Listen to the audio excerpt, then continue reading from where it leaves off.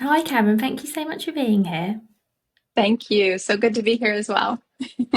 Can we please start with you introducing yourself, your business, and what you do? Absolutely. I'm Karen Moreland, and I'm a 13-year portrait photographer turned educator. And I teach results-based techniques to non-togs or non-photographers. We'll get into that here shortly, I'm sure. Amazing, thank you. So, you've had such an interesting journey from being a photographer yourself to being an educator now. Can you share how that happened? Yes. So I've been a portrait photographer for 13 years, and about 10 years ago, I decided I wanted to also start teaching because I had so much to teach other people and be helpful with. So I began a YouTube channel at the time, and I also taught some in-person classes. And the beginning of this year, I decided I was ready to go all in on my online course business. But I actually built everything backwards from how they say to do things. So the online course industry will tell you, like, go find your audience and survey them and find out exactly what they want, but build your course around what they need and what they want. But I didn't do any of that actually. I actually built my course for somebody like me and what would have helped me when I started my whole journey. So when I got finished building my course, I realized, like, this is not actually for aspiring photographers at all. Like, it wasn't enough. And I got to thinking about it and I was like, this is actually for creatives and business owners and moms and hobbyists, like people who just needed results instead of like the whole journey. And so I'd been working with AI quite a bit, like strategizing my business and going back and forth. And I said one day, I was like, so my course is actually for non-togs or people who are not photographers. And I thought that was really funny at the time. But then I got to thinking, I was like, wait a minute, I might have actually stumbled on something here. So I started doing some research and I discovered that there were 5.6 million Etsy shop owners alone, as well as millions of other small business owners and, of course, hobbyists and moms. Like, there's this massive group of people that had been completely overlooked. And the photography education industry is an $850 million industry. And, like, how could they have missed this massively underserved market, like, sitting in plain sight? And so I got to thinking about this whole disconnect, and I was like, what they're selling is courses to aspiring photographers, and these people are not that. So as I got to realizing there was this whole market, that's when I created the non-tog category, and here we are. Oh, thank you so much for explaining that journey. I think that's really Sure. fascinating. And you're right. I hadn't thought about that as a market either, because you're absolutely right that as business owners, we often do have to Yeah. take our own photographers. So my audience sell Yep. products, and obviously Yep. you need product photography for your website, for Etsy, Amazon, anywhere you're selling. Um, and I didn't think about the fact that there was somewhere in between taking like DIY photos on your smartphone and hiring a professional photographer. So it sounds like what you're doing is bridging that gap a little bit. Absolutely. Yes. So what does so you've used the term non-togs a few times. So tell us what a non-tog, how would you define a non-tog? So, a non-tog is simply anybody like an Amazon or Etsy seller or a small business owner or anybody who's needing really great photos, but they have zero interest in becoming a photographer. And let me give you an example of Susie. Susie has an online candle business and she just needs great photos to sell her candles online. But she's frustrated. She's Googling at midnight, why are my photos so dark? And she's going down the whole YouTube rabbit hole and she's watching all these tutorials and getting conflicting advice and stuff is like really confusing her. And she's ready to give up basically. But all she needs are photos of her candles that say, I smell amazing, buy me, instead of candles and photos that are saying, hey, I was shot in a dirty basement, you know? You're not going to sell any candles that way with ugly photos. So she's just confused because there's this whole thing where she's trying to figure out just a solution to her problem. And she doesn't want to be a photographer. She wants to sell candles and that's it. So Susie's your classic non-tog. That makes sense, because I'm guessing for a non-tog, you don't need to be an expert photographer. You don't need to know everything there is to know about lenses and lighting. You just need to know how to take great photos of your Yes. product. Is that right? Yes, absolutely. Amazing. So many of my listeners sell on Amazon or Etsy or other marketplaces. Let's start with what are some of the most common photography mistakes you see product sellers making? And then, of course, we'll talk about all the things they could be doing differently. Absolutely. I see a few different things quite a bit. The biggest issue I see is bad lighting. People are not lighting their product up very well, and so people can't accurately tell what it is, or it just doesn't make it look great, right? And the next thing I see is people aren't making that first initial listing photo their hero shot. Like they're not putting it on the white backdrop, they're not centering it perfectly and putting space around the whole thing, that sort of thing. So they're not putting their best foot forward with their photos. And then I also notice that people are not showing size or context to how big or small their item is. And a lot of times people can't tell. I mean, you might list that in the description, but people don't always read that, or maybe they still don't understand the size of a product. So, um, just being able to show some relevance and something easily is just putting a hand in the photo, like holding the product if you can, or having something else that's in the frame that's relevant that people can kind of relate. Hey, this is according to a common object about a certain size. So that's an easy way to show people how big your product is. And then the last thing I tend to notice is people are not always showing how a product is used. And while it might seem obvious to the seller what a product is for, it's not always obvious to the buyer. And I see this a lot with crafters. So they make all these really cool things. I'm always watching stuff on TikTok and I love this stuff. I would buy half of it, but I wouldn't know what to do with it necessarily. I might buy something and put it on my desk and say, oh, that looks cool. But unless you're really showing what the product is used for, you're kind of doing a disservice to the purchaser.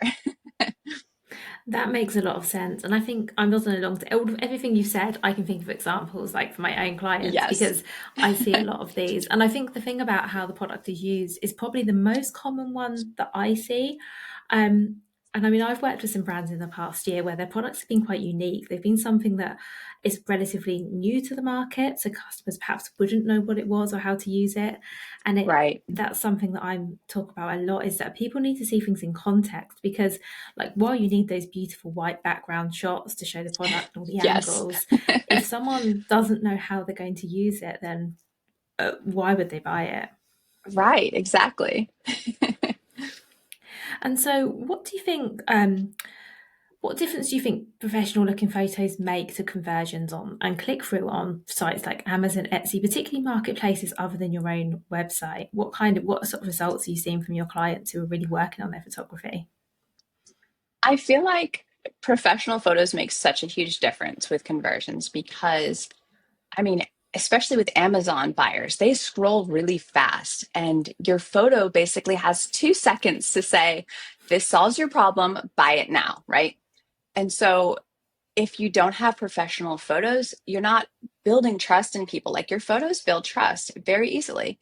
And it's not that you have to have perfect photos or that your listing photos have to look like everybody else's, but it's more about like showing clarity and confidence in your images because having professional quality photos indicates that you have a quality product. People kind of equate the photos to the quality of the product. So being able to really give off your best foot forward with your photos, it's going to help your sales quite a bit.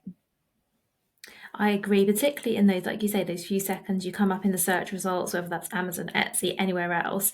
There's so much, isn't there, as a customer? There are all these photos and Yes. like a little bit of text. There's a lot to look at, and I tend to go for the one that catches my eye the most, as I'm sure most people do. And the photography play, even if you're not consciously thinking it, I think the photography plays a big part in that.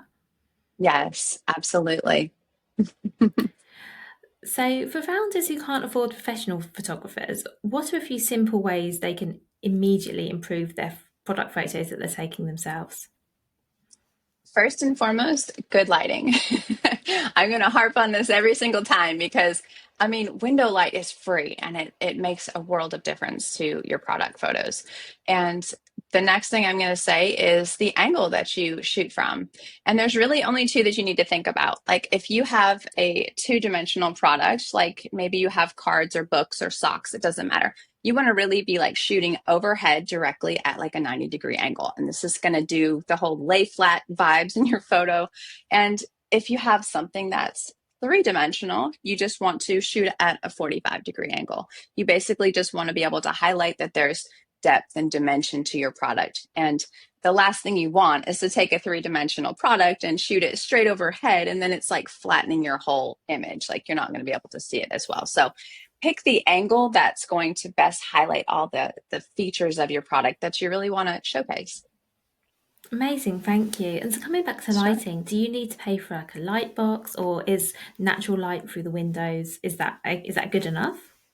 Natural light is amazing. Like you could go your whole, I mean, the whole time just using natural light. And honestly, not everybody has perfect windows in their house or their studio or wherever they are. So, um, you can go around it. There's a few different things you can do, but like even using doorway light or a covered porch or somewhere where you can diffuse that light, even if you have a window, but maybe the sunlight is really direct, you can take a sheer curtain or something just to kind of soften that blow of the bright light. You don't want harsh shadows on your product, but for the most part, like being able to find good light is the easiest thing versus going out and buying lighting, and there are other ways to do that and inexpensive solutions. But for the most part, natural light can serve you most of the way.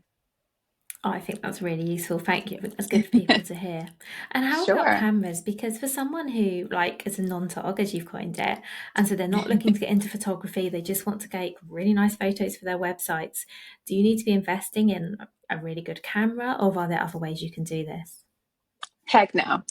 You don't need any equipment that's fancy. And I will all day long say, listen, like find the most affordable option. I don't care if it's a camera your grandmother gave you, like there's so many different options. And all it has to do is be able to take a photo of what you need and make sure it's clear. And I mean, there's so many people that'll go out and buy a DSLR or a mirrorless camera and they don't even have a clue how to use it. And then they're confused and it just makes the problem worse. So I mean, a cell phone takes amazing photos, especially with products. Like, I think that's probably what a lot of these sellers are doing right now. I mean, that are not wanting to go the whole photography route. So, I mean, just the capabilities that we have with all the photography tools right now, it's amazing. So, I like to say you can use anything really. Thank you. And I really like that you said you can use your phone because I think for most of us, I Yes. mean, I don't own a camera anymore. I'll be really honest because I've got a smartphone. It's got a really good camera. It's probably the best camera I've ever had, and it's in my Yep. phone. So why would I go out Exactly. and get one? Yeah, I'm so pleased you said that. Exactly. Something I think a lot of us can struggle with especially when we're trying something new, is perfection, getting everything right. What's your advice to help people balance wanting perfect photos with actually getting their photos done? Because let's be honest, we could spend a long time trying to get the perfect shot and then editing. How do we balance that, Karen? Well, as a perfectionist myself, I can tell you that done is better than perfect every single time. And yes, you can spend 3 hours trying to make sure your photo is exactly perfect and that everything looks the way you want it to. Or you can focus on three different things. You can focus on making sure your product is well lit, making sure that you're highlighting the best features about your product, and also making sure people can easily tell what it is from your thumbnail image. That gets overlooked sometimes.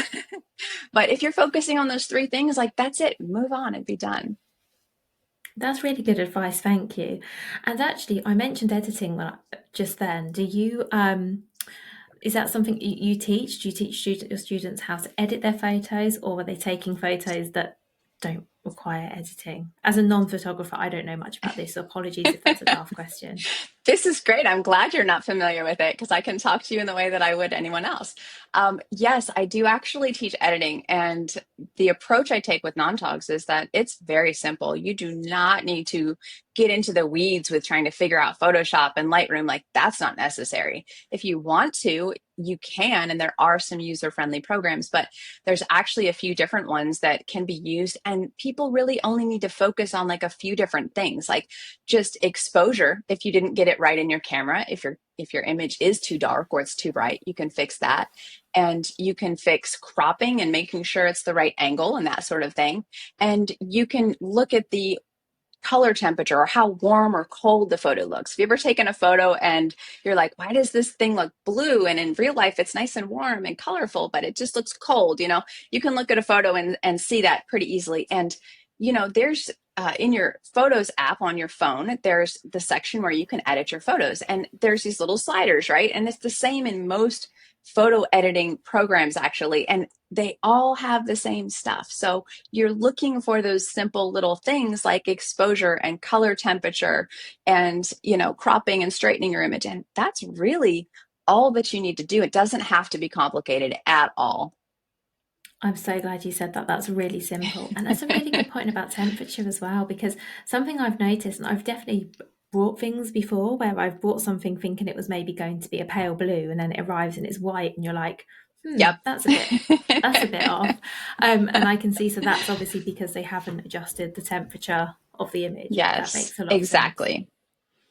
So these sound like really sensible things for people to check when they're reviewing their photos as well. Yes, absolutely. And once you start looking at that stuff, you can't unsee it.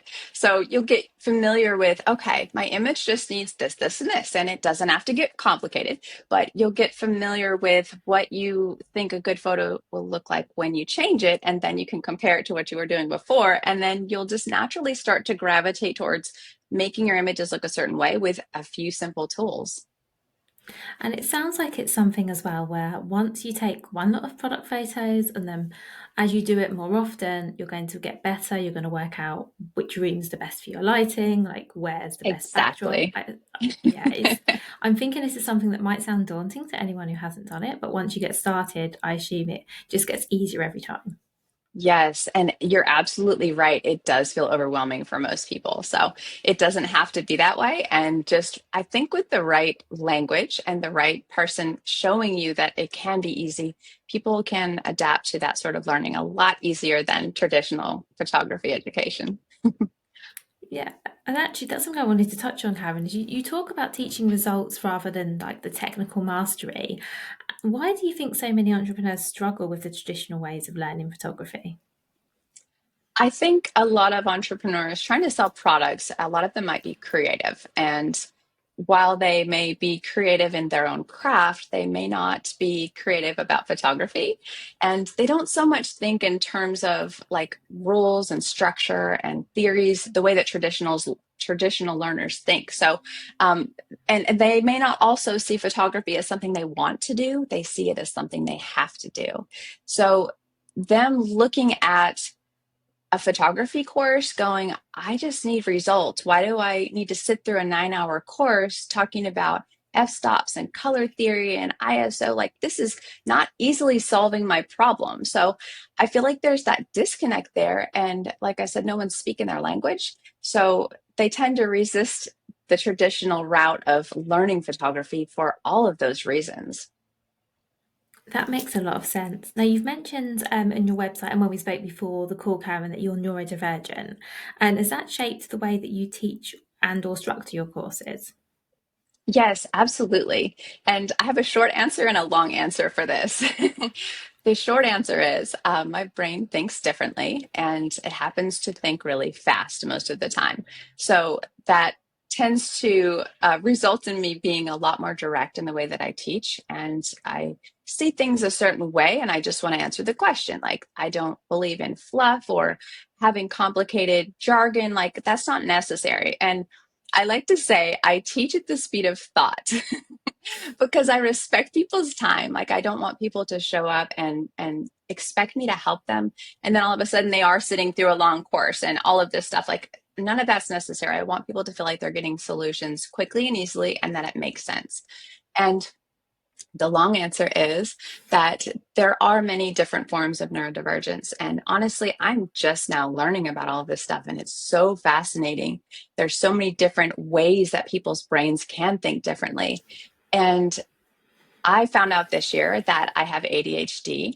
And as a 45, almost 46-year-old woman, this was life changing for me. Like, it explained a lot of stuff and things started to make sense that never did before. So as I started to get used to how my brain works and thinking about things differently and realizing, wait a minute, I have some strengths here that I need to stop thinking are weaknesses, right?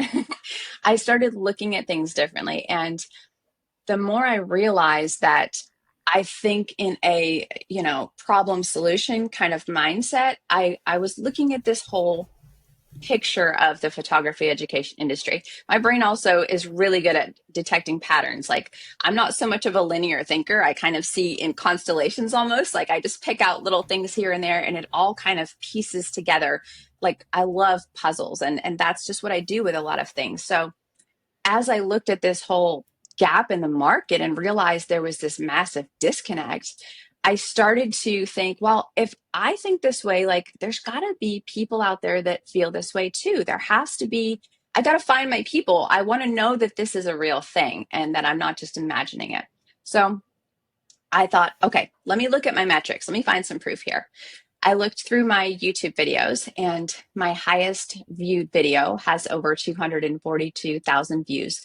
And it is a results based video. It is not about theory or anything like that. It's actually just a 3-minute video showing people how to shoot a product on a truly white backdrop. And the amazing thing about it was people absolutely loved the video. They got a lot of value from it. But I realized that it wasn't photographers watching this video so much. It was actually the Amazon sellers and Etsy sellers and people that were just trying to sell their products online, and they needed it to fit in on these websites to look like it was, a quality product. So it was just creating a solution in a very direct way that made sense to them. So I thought, all right, if there are these people out here, I see that they're finding the help with what I'm sharing and giving them, then I need to start talking to this market of non-togs. First of all, people don't know what a non-tog is. We got to educate people, right? We got to get the word out there. So I started to repivot all of my messaging in my business. And within 24 hours of repivoting my message to non-togs, I sold my first online course. And that's when it really resonated with me that people weren't previously finding something out there that they really needed. And with the photography education industry serving aspiring photographers and realizing that's not them, but here's somebody who can actually speak my language and get me just results directly, that was huge. So I feel like just the whole backwards approach of thinking and thinking outside the box in a way that made sense to me, and thinking maybe there's other people that think differently too. I think that's exactly why this worked. I was able to solve a problem. I think that makes so much sense. And I think particularly for anything like photography, which is a skill, but also something like it's something that's required for selling products. Hmm. You need to know how to do it, but you don't necessarily need to know the why. I'm totally with you Yes. because I think as a business Yes. owner, we've got so many things we need to do. We just need to know, like it's like I don't know, you're trying to set up an automation in MailChimp. You just want a video or resource that tells you do this, this, this, and this, and it works. You Yes. don't need to know the Yes. theory, you don't need to know how it's coded, you just need the answer. And I think this makes a Yes. lot of sense because we're busy. We don't have the time to be sitting through a lot of theory. I mean, if we want to, that's something else. But I think Right. you're absolutely right. What you've identified is that most of us don't want or need that. We just want results. Yes. And I want to interject something here on this topic is that I am actually living proof that this whole methodology works at the highest level. Like, in 13 years of running my portrait business, I've never read my camera manual. I couldn't tell you what all the buttons on my camera mean. I really couldn't. And honestly, I don't need to know because my clients have always been really happy and I've always taken amazing photos. And if there's a button I don't know how it works, I'll figure it out if I need to. So I feel like if it can work at the highest level, it occurred to me that it can work for anybody, especially people just needing a simple problem solved. So having this whole results over theory mentality is really strong suit, especially for people who, yeah, they don't want that journey. They don't want to become a photographer. They just want to sell their stuff. Thank you. And what advice would you give to someone who feels they're not creative enough or not technical enough to take good photos themselves? Because I think someone could easily listen to us, but we all have that thing inside us where we go, it wouldn't work for me. It can't be that easy. Everyone else can do it, but I Yes. couldn't. What advice would you give? I would say you absolutely can do this. If I can run a portrait business for 13 years without ever reading my camera manual, you can do this too. And the thing is like, just figure out what it is that you need exactly. If you need product photos, just all you need is a system that you can batch your stuff and rinse and repeat, right? It's not rocket science. It doesn't have to be complicated. And creating a system like that that works for you doesn't even have to be creative. It just solves one problem or however many little problems you have about photos, and you move on. So yeah, you can absolutely do it. Thank you. I honestly think you have made this sound so doable. And Good. I'm happy. my final question, Karen, if you could give one piece of advice to someone listening who wants to improve their product photography, but they're not sure where to start, what would that be? I would say start with lighting every time. Good natural window light is going to save the majority of your product photos and start converting those to sales. That's brilliant advice, thank you. And really doable as well. So thank you. I really like Yes. that your advice is something we can actually like all implement. Thank you Good. so, so much for everything you shared, Karen. I'm going to put Thank links you. to all your socials, your YouTube, your website, everywhere in the show notes for people to come and find you. And thank you so much for your time. Awesome. Thank you so much. I've enjoyed this, Vicky.